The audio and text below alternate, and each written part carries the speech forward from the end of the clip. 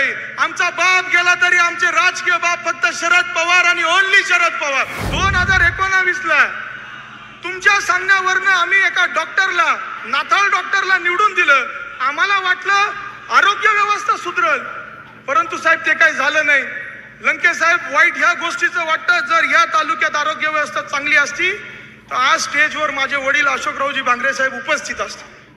आज साहेब माझ्या वडिलांना कार्डियक ॲम्ब्युलन्स मिळाली नाही वेळेवर, म्हणून त्यांना जीव गमवायला लागला. साहेब इथं नुसतं माणसांनाच नव्हे तर जनावरांनाही देखील उपचार नाही. एकाहत्तर उपकेंद्र आहेत, अनेक PSC आहेत, परंतु साहेब तिथं नियोजन होत नाही. सर्पदोष जर कुठं झाला तर साहेब अर्ध्या तासात माणसाला जीव गमवायला लागतो. इतकी वाईट परिस्थिती या तालुक्यामध्ये झालेली आहे साहेब. इथं आपल्याला आरोग्य व्यवस्था सुधारायची आहे. साहेबांनी नेहमी आमच्यावर प्रेम केलंय. साहेब तुम्ही त्याच्या आधी विठ्ठल होते, कालही विठ्ठल होते आणि भविष्यात देखील फक्त पवार साहेबच आमचे विठ्ठल राहणार आहे. माझ्या वडिलांनाही काही काळ पवार साहेबांसोबत काम करायला संधी मिळाली. आज मी साहेबांना सांगू इच्छितो, माझ्या आधी एका वक्त्यांनी सांगितलं का साहेब आमचे दरवाजे बंद केले होते, विठ्ठलाचे दर्शनही ते आम्हाला देखील घेऊन दिले जात नव्हते. परंतु साहेब 2019 ला माझ्या वडिलांना, माझ्या आईला आणि मला एकत्र तुमचे दर्शन घ्यायची संधी मिळाली आणि आम्ही राष्ट्रवादी काँग्रेस पक्षामध्ये प्रवेश केला. आणि साहेब त्याच दिवशी या तालुक्याच्या जनतेसमोर मी सांगितलं होतं, उद्या भविष्यात काय होईल मला माहित नाही, परंतु शेवटच्या श्वासापर्यंत मी पवार साहेबांसोबत राहणार हे वचन मी घेतलं होतं. आणि साहेब आज जयंती निमित्त मी पुन्हा एकदा या जनतेच्या साक्षीने सांगतो, उद्या काही येऊ द्या, जे स्वप्न माझ्या वडिलांनी या तालुक्यासाठी पाहिलं होतं आणि जे वचन मी या तालुक्याला दिलं होतं, उद्या भविष्याच्या काळात मी फक्त आणि फक्त पवार साहेबांसोबतच राहणार हे माझं वचन आहे. आज मित्रांनो एक छोटीशी गोष्ट साहेब सांगू इच्छितो.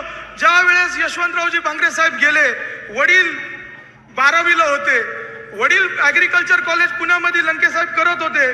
त्यावेळेस आमच्या एका सांताक्रूजच्या फ्लॅटचा प्रॉब्लेम झाला होता, तिथं अतिक्रमण होत होतं. तो प्रश्न त्यावेळेस साहेबांनी माझ्या वडिलांचा सोडवला. मला नेहमी वडील सांगायचे, साहेबांनी नेहमी आमच्यावर प्रेम केलंय. साहेब तुम्ही त्याच्या आधी विठ्ठल होते, कालही विठ्ठल होते आणि भविष्यात देखील फक्त पवार साहेबच आमचे विठ्ठल राहणार आहे हे सांगू इच्छितो. मित्रांनो आजचा शेतकरी मेळावा, साहेब आज हा वेळ का आली का अकोला तालुक्यामध्ये आपल्याला शेतकरी मेळावाला घ्यायला लागतोय. आज दुधाचे प्रश्न अडचणीचे झालेत, शेतमालाला भाव मिळत नाही, सोयाबीनला भाव मिळत नाही, शेत पिकाला भाव नाहीये, आमच्या मुलांना हाताला रोजगार नाहीये. साहेब हे असंख्य तालुक्यातील प्रश्न आहे आणि ज्या वेळेस एवढे गंभीर प्रश्न आमच्या पुढे उभे राहतात, आम्हाला एकमेव आश्वासक चेहरा जो दिसतो ते आदरणीय शरदचंद्रजी पवार साहेब आहे. साहेब मी तुम्हाला एकच गोष्ट सांगू इच्छितो, आमच्या तालुक्यामध्ये 3 लाख लिटर दूध आहे, परंतु फक्त 80,000 लिटर या तालुक्याच्या दूध संघाला जातं, बाकीचं बाहेर तालुक्यामध्ये जातं. साहेब दुधाची परिस्थिती बिकट झालेली, शेतकरी अडचणीत आलाय. आज दुधाला 22-24 रुपये भाव मिळतो. राहुरी विद्यापीठाने सांगितलंय दुधाला खर्च प्रति लिटर 34 रुपये आहे. लंके साहेबांनी अहमदनगरमध्ये आंदोलन केलं, आमचे मित्र संदीप दराडेंनी गणोऱ्याला केलं, त्याचबरोबर CPMचं आंदोलन साहेब अजूनही कोतुळला चालू आहे. साहेब 1995 ला तुमच्या काळात अशीच परिस्थिती निर्माण झाली होती, अतिरेक दूध उपलब्ध झालं होतं. त्यावेळेस पवार साहेबांनी धोरण घेतलं, प्रायव्हेट डेऱ्यांची सुरुवात केली, चिलीन प्लांटला सुरुवात दिली, साहेबांनी त्या डेऱ्यांना अनुदान दिलं आणि भुकटीची सुरुवात करून दिली. साहेब असं धोरण आपल्याला घ्यावं लागल, दुधाला MSP द्यावा लागल. साहेब दुसरीकडे कांद्याची तीच परिस्थिती आहे, हमी भाव इथं कांद्याला मिळाला पाहिजे. साहेब ज्या वेळेस कृषी मंत्री होते त्यावेळेस 2012 मध्ये साहेबांनी निर्यात बंदी उठवली. जो निर्यात कर लागायचा $500 तो कमी करून साहेबांनी $150 केला. असं धोरण भविष्याच्या काळात साहेब आपल्याला या महाराष्ट्रात आणि देशात घ्यावं लागणार आहे. साहेब अनेक संकट आमच्या तालुक्यामध्ये येऊन ठपलेत. सिंचनाच्या बाबतीत मी सांगतो साहेब, भरमसाठ पाऊस आमच्याकडे पडतो. आडाळा विभागात जर गेलो तर तिकडं फक्त 90 MCFT पाणी आहे. मागच्या वर्षी फक्त 1 रोटेशन मिळालं. उन्हाळ्यामध्ये आमचे चारा जळून गेला, पिकं जळून गेले, प्रचंड नुकसान झालं. साहेब जिथं आज आपण इथं उपस्थित आहोत हा प्रवारा पट्टा, हा ऊसाचा आगार होता, परंतु पाण्याच्या नियोजन न झाल्यामुळं आज ऊस देखील आमच्या इथं कमी झालाय. साहेब 1992ला 5 डिसेंबर 1992ला तुम्ही आगस्ती साखर कारखान्याची मुळी टाकून उद्घाटन केलं. आज आमचा कारखाना अडचणीत आहे. त्याला एकमेव कारण आहे का पाण्याचं नियोजन योग्य पद्धतीने होत नाही. साहेब मी बारामतीमध्ये शिक्षण घेतलंय. बारामती मित्रांनो दुष्काळी भाग होता, परंतु पवार साहेबांच्या दूरदृष्टीने तिथं पाट झाले, तिथं कॅनल झाले, आज तिथं 12 शेती होतीये. परंतु साहेब दुर्दैव असं आहे आमच्या तालुक्याचं, इतकं पाणी असूनही देखील आमच्या लोकांना उन्हाळ्यामध्ये पाणी राहत नाही. साहेब नुसतं लोकांना नाही, आमच्या जनावरांना पाणी राहत नाही, आमच्या शेतीला पाणी राहत नाही. इतकी दुर्दैवी परिस्थिती आमच्या तालुक्याची झाली आहे. आदिवासी पट्ट्यामध्ये साहेब इतका पाऊस होतो मी तुम्हाला सांगितलं, परंतु साहेब जमीन खडकाळ असल्यामुळं पाणी राहत नाही. तिथं बुडीत बंधारे केले पाहिजे. पठार भागातले लोक साहेबांना भेटले. पठार भागावर साहेब लोक आकाशाकडे पाहून शेती करता. कोणताही भाग द्या आमचा समाधानी नाहीये साहेब. त्यामुळे साहेब आम्हाला तुमचं मार्गदर्शन पाहिजे का जेणेकरून हे पाण्याचे जे काही प्रश्न तालुक्यात आज उभे राहिलेत ते मार्गी लागतील. साहेब मी एकच गोष्ट सांगतो, शेतकरी मेळावा घेण्याचं दुसरं कारण असं आहे, जे मराठवाड्यात आणि विदर्भात आज आत्महत्या होत आहे त्या भविष्य काळामध्ये आमच्या पश्चिम महाराष्ट्रामध्ये झाल्या नाही पाहिजे, म्हणून आजपासून आपण त्याची बांधणी केली पाहिजे, योग्य व्यवस्था केली पाहिजे. साहेब दुसरीकडे रोजगाराच्या बाबतीत मी जर बोललो, लोक म्हणतात आता MIDC आणू MIDC आणू, परंतु मित्रांनो आपण समजून घेतलं पाहिजे MIDC हे निम शासकीय खातं आहे. जर प्रायव्हेट कंपन्यांना तिथं नफा दिसला नाही तर प्रायव्हेट कंपन्या येणार नाही. आज तुम्ही बारामतीच्या MIDC मध्ये जा, साहेबांनी तिथं फरेरो रॉशर सारखी कंपनी असू द्या, पियागो सारखी कंपनी असू द्या, डायनामिक डेअरी असू द्या, असे मोठे मोठे उद्योग आणले. आणि या तालुक्याच्या तरुणांना जर इथं MIDC मध्ये रोजगार पाहिजे असेल तर आपल्याला आदरणीय पवार साहेबांच्या मागच उभं राहावं लागेल. ही गोष्ट तुम्ही लक्षात घ्या. साहेब वाईट वाटतं ह्या गोष्टीचं का बनकर फाटा असेल, तुम्ही आळा फाट्या मार्गे आले, आळ्या फाट्याला असेल आणि सिन्नरला असेल, रोज आमच्या जिवंत माणसांचा तिथं लिलाव होतो. आज तिथं हाताला रोजगार नसल्यामुळे लोक बाहेर रोजगारासाठी जातात आणि तिथं त्यांचा डाम ठरला जातो. हे दिवस आम्हाला बदलायचे आहेत साहेब. आम्हाला इथं प्रत्येकाच्या हाताला रोजगार पाहिजे. इथं महिलांना सक्षम करायचंय, महिलांना आम्हाला लघु उद्योग सुरू करून द्यायचे साहेब. त्याच्यासाठी आम्हाला तुमची गरज आहे साहेब. आता तुम्ही मला येता येता साहेबांनी गाडीत सांगितलं का अमित मी पूर्वी सायकलवर भंडारदराला आलो होतो, कॉलेजच्या दरम्यान मध्ये मी मोटरसायकलीवर भंडारदराला आलो होतो. साहेब त्या काळापासून आमचा भंडारदरा परिसर ब्रिटिशांनी देखील गॅजेट मध्ये सांगितलंय का भंडारदरा हे मिनी स्वित्झर्लंड आहे. साहेब इथं जर योग्य पर्यटनाचा आराखडा बनवला गेला तर कमीत कमी अर्ध्या लोकांचा रोजगाराचा प्रश्न तिथून मिटल. एकीकडे आपण गोवा राज्य बघतो, पर्यटनावर चालतो, मग का आपला अकोला तालुका पर्यटनामध्ये पुढे जाऊ शकत नाही? आणि साहेब जर आम्ही पर्यटनामध्ये आम्ही व्यवसाय करतो तर इथले विद्यमान आमदार माझ्यावर टीका करता का हे पर्यटनाचे सगळ्यात जास्त लाभार्थी. मी त्यांना एकच गोष्ट सांगू इच्छितो, मी आज कमीत कमी 500 ते 700 लोकांना रोजगार देतोय. तुम्ही तुमच्या 5 वर्षाच्या कार्यकाळात किती लोकांना रोजगार दिला? एक तरुण दाखवा मला, एक तरुण दाखवा ज्याला तुम्ही रोजगार दिला साहेब. त्यामुळं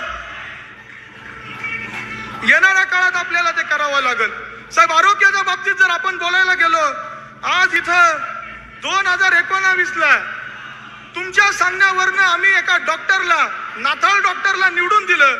आम्हाला वाटलं आरोग्य व्यवस्था सुधरल, परंतु साहेब ते काही झालं नाही. लंके साहेब वाईट ह्या गोष्टीचं वाटतं, जर ह्या तालुक्यात आरोग्य व्यवस्था चांगली असती तर आज स्टेजवर माझे वडील अशोकरावजी भांगरे साहेब उपस्थित असते. आज साहेब माझ्या वडिलांना कार्डियक ॲम्ब्युलन्स मिळाली नाही वेळेवर, म्हणून त्यांना जीव गमवायला लागला.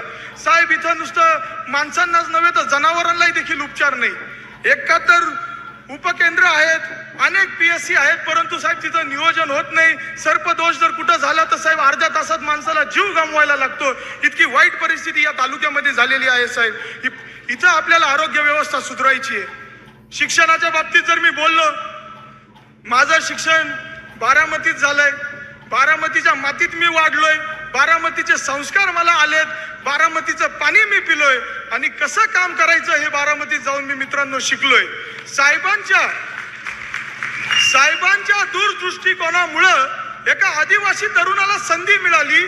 जो कोलॅबरेशन प्रोग्राम होता बारामती ॲग्रिकल्चर कॉलेज आणि नेदरलँडचा, मी तिथं शिक्षण जाऊन घेऊ शकलो.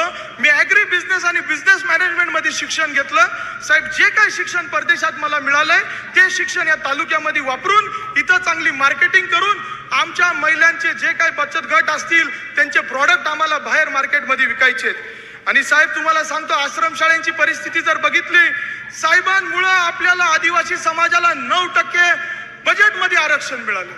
परंतु मित्रांनो, त्याचा वापर योग्य होत नाही. आज जर आपण बघितलं, महाराष्ट्राचं बजेट 5,40,000 कोटी आहे. त्याच्यापैकी 9% जर मी गृहीत धरलं 49,000 कोटी रुपये होतात. ते जर योग्य पद्धतीने आश्रमशाळेला लागले तर आपल्या पोरांना क्वालिटी एज्युकेशन मिळेल. परंतु साहेब, ते होत नाही. आज आमच्या पोरांना कैद्यांसारखी तिथं सुविधा आहे. प्लेट मध्ये जर भाजी टाकली तर लंके साहेब पाणी दुसरीकडे पळतं. ही दुर्दैवी परिस्थिती या तालुक्याची आहे. आणि ज्या वेळेस एवढे असंख्य प्रश्न उभे राहतात आमच्या पुढं, या तालुक्यातील जनता पुढे एकच आश्वासक चेहरा येतो. प्रश्न कितीही असू द्या, त्याचं उत्तर एकच आहे, आदरणीय पवार साहेब. फक्त पवार साहेब मार्ग काढू शकतात. साहेब, संत तुकाराम महाराज म्हटले होते, भले तरी देऊ काशीची लंगोटी, नाताळाच्या माती मारू काठी. साहेब, तीच भूमिका हा तालुका सतत घेत आलेला आहे. या तालुक्याला गद्दारी कधीच सहन होत नाही. हा तालुका स्वाभिमानी तालुका आहे, पुरोगामी विचाराला मानणारा तालुका आहे. 19ला त्याचं उदाहरण आपण बघितलं. काल परवाचा एक नाठाळ साहेबांना सोडून गेला. त्यांना आता साहेब तिकडे जाऊन ते म्हणतायत मी विकासासाठी गेलो. अरे विकास कोणता विकास साहेब? आमच्या तालुक्याचा विकास येडा झालाय. आमच्या तालुक्याचा विकास येडा झालाय. कॉन्क्रीटच्या रोडवर जर वारा आला तर त्याच्यातनं सिमेंट पावडर निघती. जर डांबरी रस्ता एकीकडे झाला तर 4 दिवसात त्याच्यात खड्डे पडतात, गवत उगतं. असा आमचा विकास येडा झालाय. त्यामुळे साहेब काळजी करत नाही. आजच्या या सभेच्या माध्यमातून तुम्हाला एकच शब्द देतो साहेब, कोणी कुठेही जाऊ द्या, ही अकोला तालुक्याची जनता सदैव तुमच्या सोबतच राहील. कारण की बरोबर किसनरावजी हंडे साहेब असतील, त्याचबरोबर मुरलीधर नवले साहेब असतील, हा क्रांतिकारकांचा तालुका आहे साहेब.